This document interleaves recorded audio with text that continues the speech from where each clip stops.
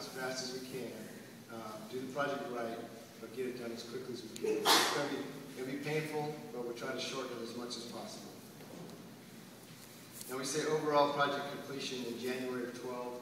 Basically, we're talking about both bridges and the design enhancements that would go on after traffic is opened up and so forth.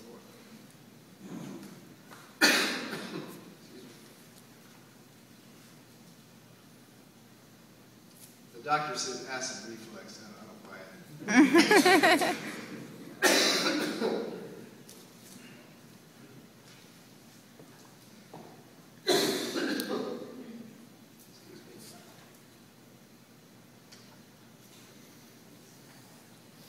May need to call a reliever. Ruben, are you close?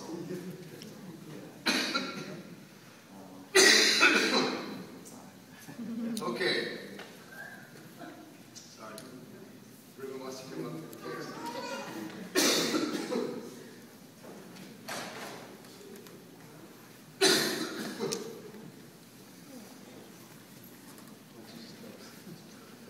Okay, we'll go over. This is Ruben Guerrero, my second. Thank you very much. I'm going to try and do as good as Mike was doing so far, and I'll try and stay on topic. Again, one of our challenges for this project is to work at trying to get in and out of doing the Mulberry project with the least impact to the community as a closure. Of course, Mulberry closure will affect one of the connectors between Highway 21 and the Broadway corridor. So, of course, mill race again impact. Even though it's minimal to the golf course only, but it's still an impact. Broadway really won't get impacted by both bridges, so there's no concern there. But there will be an impact as more traffic will come down Hildebrand or from south of Broadway. Again, Mike talked about there'll be plenty of signages and information as the project moves along, and there will definitely also be good discussion and information and the media source that Mike mentioned before. So again, we want to emphasize any type of communication, emails, or information that you leave today will make it easier for us to get the word out. Again, unless there's something immediate, we would like to leave the detailed questions to later in the process.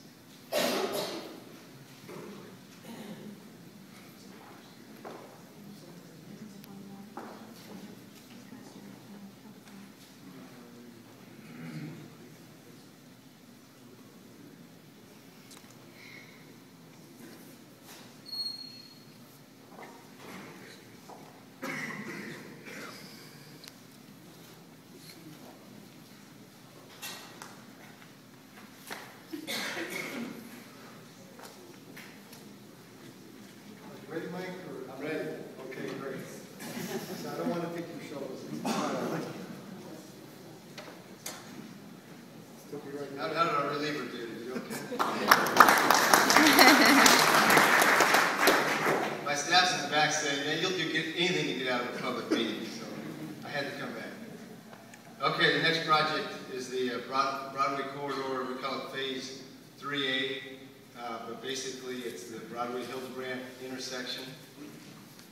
And again, this is again a 2007 bond program project approved by the voters, and to improve the drainage in this area. We've got some traffic and pedestrian enhancements as part of it as well. This picture is taken just back in September with those rains, and those are rains that we get every year here in San Antonio. But this is what happens to Broadway and Hildebrand during that time. So this project's all about safety, safety in getting that drainage that's basically in the streets, underground, and then over to the river. And also making sure that we can get traffic moved and get the pedestrian improvements in this area as well.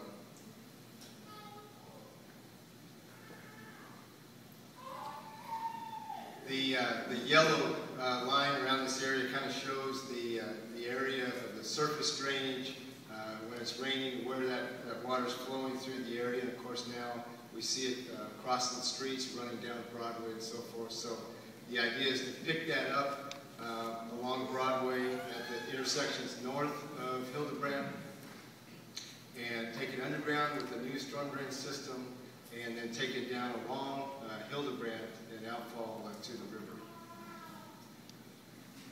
It shows it just a little bit more close up.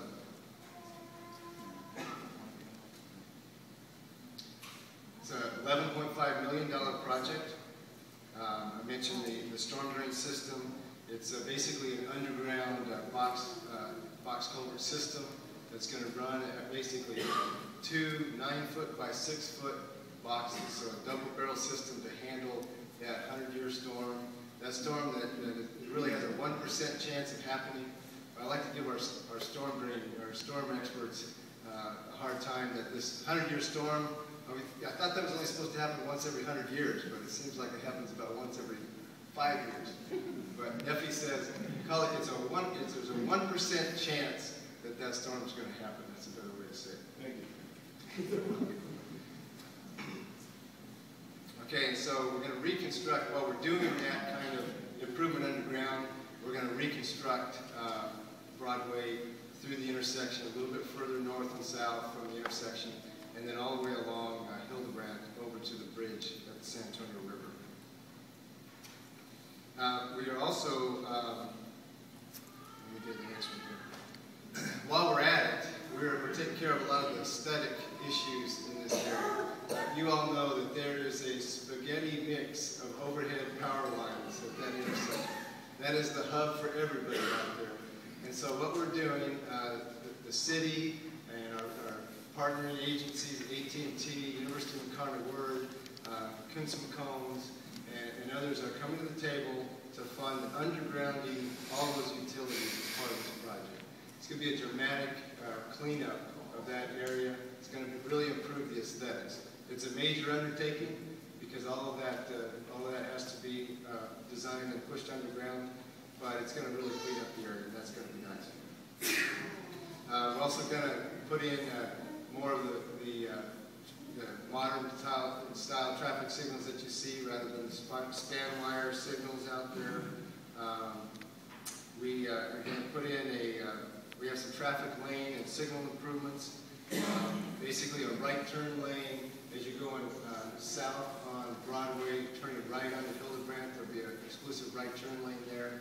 So basically right now you have 7 lanes on Broadway, and we're gonna configure it so that you actually have an 8th lane there to get that exclusive right turn lane and still have the through lanes at the intersection. Then along Hildebrand, if you drive Hildebrand, you know there's only 2 lanes each direction. Both Broadway and Hildebrand carry over 30,000 cars a day. Okay, tremendous volume of vehicles going through those corridors. And on Hildebrand, if you have one left turner in the through lane, they're stopping that through lane. So that's why you see a lot of that traffic congested, backing up over the bridge and so forth. So what we're doing is putting a left turn. We're widening Hildebrand just enough to get that left turn lane in along Hildebrand from Broadway over to the river, so that those left turns don't stop the through traffic anymore. So that's a help for University of Incarnate-Word, AT&T, as well as the general public traveling. We're going to relocate the existing signal that's there between AT&T and UIW. We're going to move that slightly to a little better location. And there will be dual left turns, a double left turn from Broadway. You're going north on Broadway to turn west onto Hildebrand. What we're also doing at the same time is looking at pedestrian mobility out here. There's definitely some lack of sidewalks. There's some tight areas. South side of Hildebrand right now, there is a sidewalk, but it's very narrow. It's got power poles in it and so forth. So we're putting in a new sidewalk along there. We're putting sidewalk on the north side of Hildebrand from Broadway over to the signal, the signal that's going to be new between AT&T and UIW.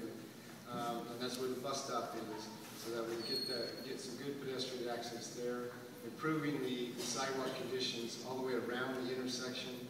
We're also doing, there's a lot of pedestrians, a lot of AT&T employees cross Broadway, so we're doing an enhanced pedestrian crossing just south of the intersection of Broadway and Hildebrand. And so there'll be a median refuge area, some overhead flashing beacons to really alert drivers and pedestrians, and some special pavement treatment as well, so that's more of a high-profile pedestrian crossing there.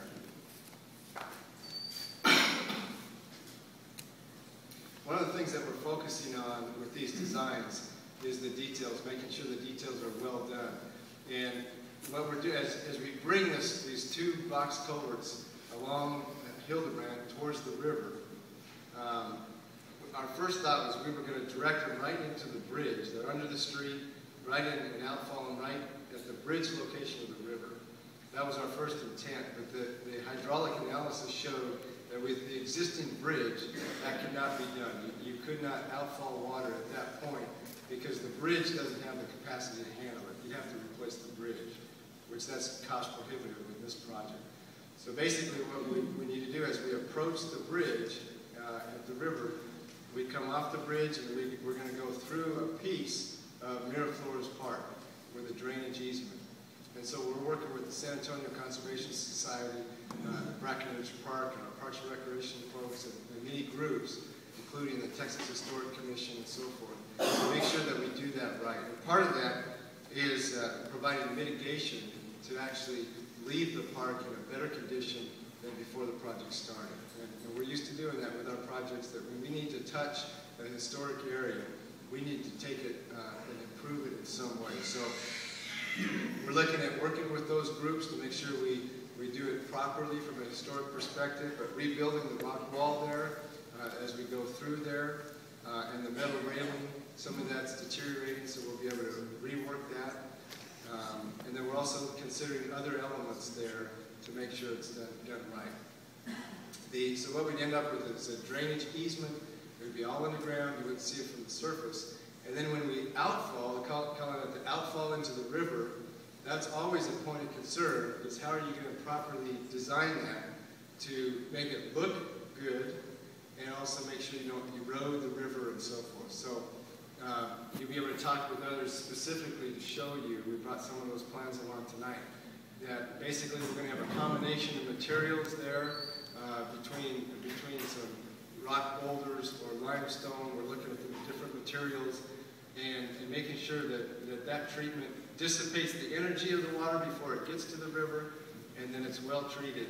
And I was reviewing the designs with our staff, and it's definitely going to be something that looks proper and functions well.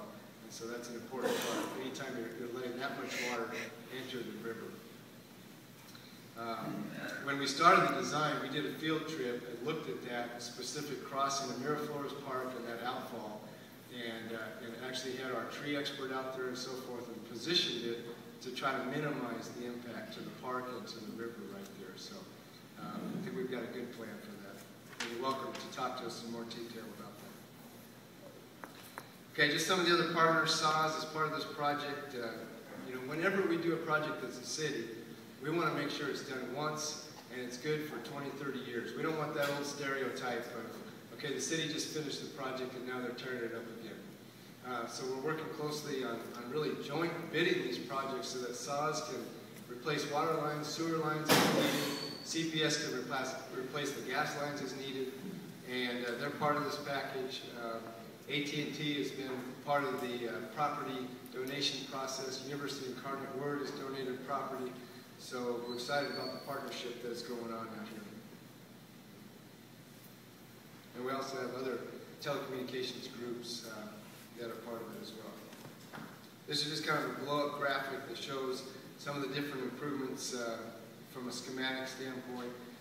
Traffic lane configurations that are being tweaked to help traffic get through there. Pedestrian improvements that are going on. Of course, the underground storm drainage system, and the underground and the utilities, so complete package. Right now we are at what we call 95% design, so we are basically ready in December to advertise for construction bids. The key here is that we are not going to allow the restrictions to take place out there, traffic restrictions until Mulberry